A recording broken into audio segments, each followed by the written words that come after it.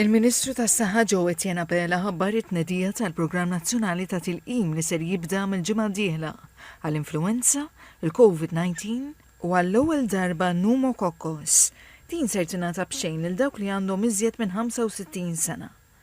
Il-Ministru Bella spjega li dan il-vaċċin huwa effettiv għaliex jipprevjeni infezzjonijiet fis-sider li jwasslu għal pneumonia u li jistgħu jkunu fatali. Ikun hemm perċentwali ta' dawn il-pazjenti li jispiċċaw għala volja nagħtuhom fizjoterapija jispiċċaw li jkollhom bżonn l-ITU u jkun hemm minnhom li jmutu. Aħna ddeċidejna li rridu dan il-pneumococcal vaccine nagħmluha available għal dawn l-anzjani b'xejn.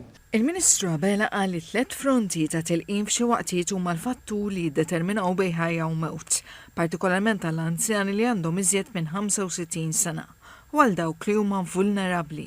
Id-drive tagħna hija 3 tilqimiet naħduhom t-tlieta. Imma kif spjegajt, huwa safe li nagħmlu hekk, ovvjament kull mediċina żejda li nżidu hemm riskju ta' side effects. Allura għalhekk qed ngħidu biex nevitaw problemi nixtiequ li jkun hemm tabib din hija ġdida fuq snin oħra nixtiequ li jkun hemm tabib in attendance, li jkun hemm tabib fuq il-post. Kull min għandu iżjed minn 6 xhur jista' jieħu l-vaċċin għall-influenza u l-COVID. Il-kampanja ta' tilqim għall-adulti tibda minn nhar it-Tnejn 21 ta' Ottubru, tibqa' sejra sal-ħadd 15 ta' Diċembru fiċ-ċentri tas-saħħa ta' Bormla, Birkirkara, Ħal-Qormi, il-Gżira u r-Rabat mit-tnejn sal-ġimgħa mis-sija sas-7 ta' filgħaxija.